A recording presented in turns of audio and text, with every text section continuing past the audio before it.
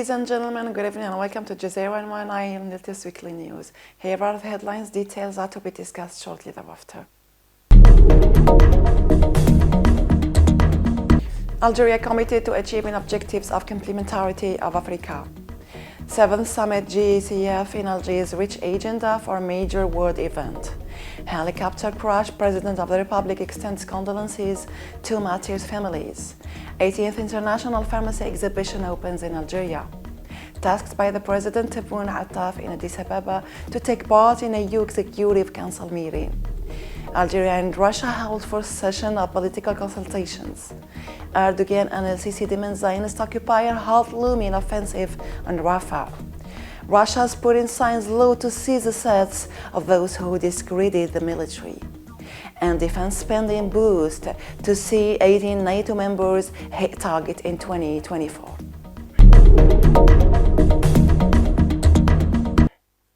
Welcome back. The President of the Republic, Abdelmajid Tebboune, on Tuesday stressed Algeria's commitment to meeting the goals of economic development and continental integration and the improvement of the efficiency of the economic integration processes in Africa.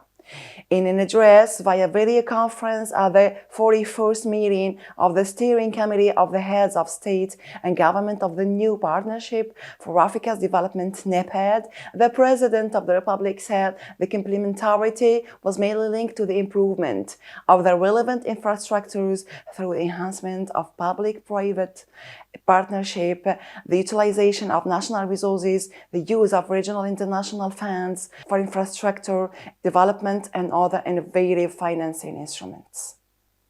This also includes the improvement of regional production and trade networks through the strengthening of production capacities, the continuation of the efforts to promote the industrial sector's role and gain access to global value chains by promoting the diversity of African industries.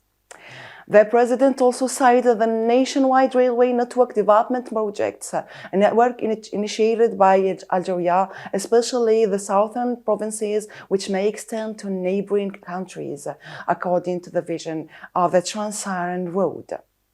On the same issue, the President called for the mobilization of further human, technical and financial resources to carry out the main continental projects as part of the African Development Agenda 2063 and for increasing the efforts for the achievement of continental complementarity and integration, including the speeding up of the implementation of the Agreement on the African Continental Free Trade Area.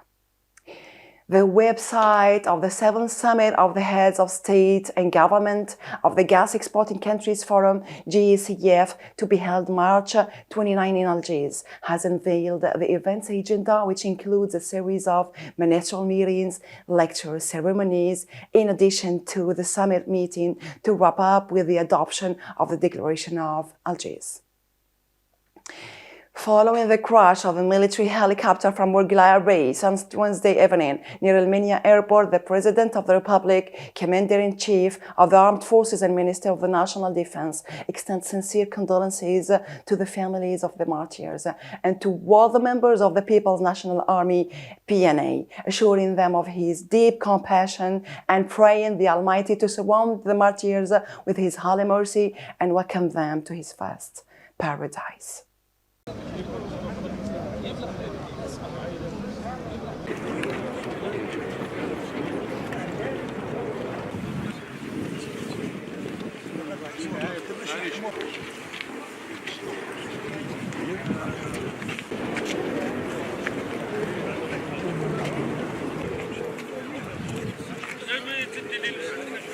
من الباب وعندنا موضوع جماعة محتاجة وياها بالجماعة.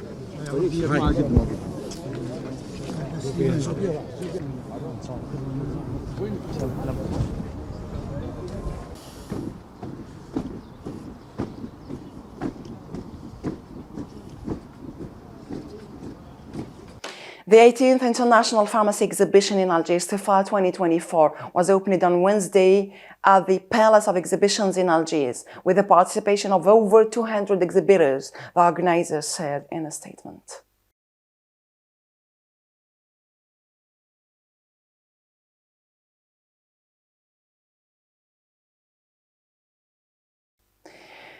Tasked by the President of the Republic, Minister of Foreign Affairs and National Community Abroad, Ahmed Attaf, arrived Tuesday in Addis Ababa, the capital of the Federal Democratic Republic of Ethiopia, to participate in the 44th Ordinary Session of the African Union AU Executive Council, scheduled for Wednesday and Thursday, the ministry said in a statement.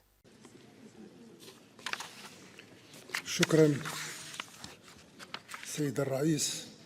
إن مسألة انتخاب رئيس ونائب رئيس المفوضية إلى جانب باقي المفوضين تكتسي أهمية بالغة وتقتضي منا إحاطتها بالعناية اللازمة، لأن الأمر يتعلق باختيار نساء ورجال لقيادة عمل المنظمة والتأثير على استجابتها لما تنتظره منها شعوبنا ودولنا تجسيداً للمشروع الإفريقي الكبير.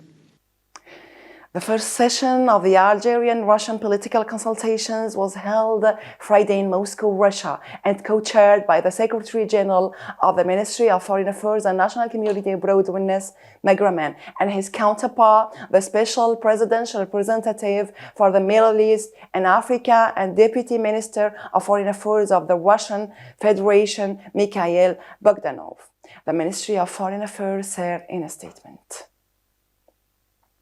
And in the fight of the war in Gaza, dozens of trapped people flee Nasser hospital during deadly sniper attacks after Zionist forces ordered hundreds to evacuate.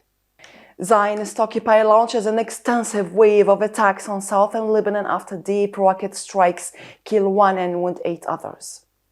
Lebanon's Hezbollah says one of its fighters killed in a Zionist response.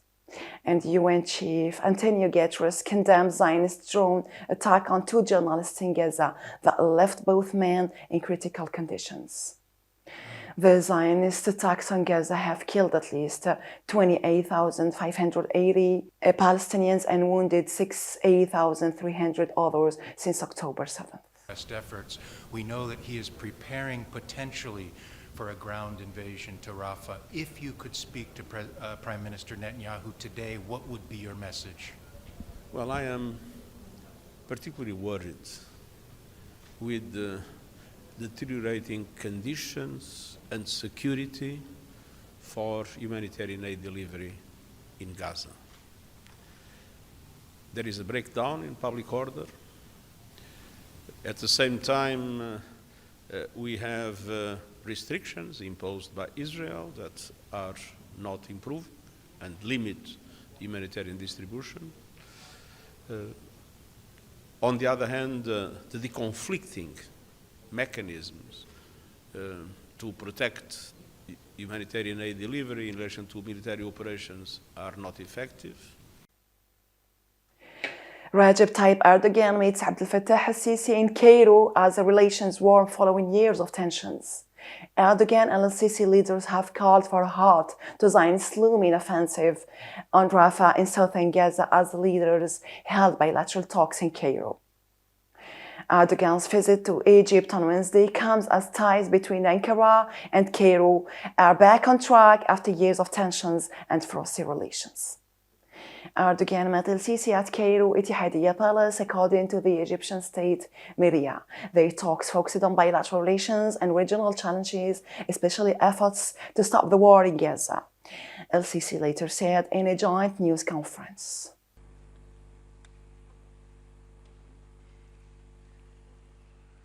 Şakirin. Bismillahirrahmanirrahim. Bismillahirrahmanirrahim. Sayın Cumhurbaşkanı, değerli basın mensupları, فخامة الرئيس والسادة والسيدات الإعلاميين، أحييكم بكل محبة واحترام. السلام عليكم ورحمة الله وبركاته.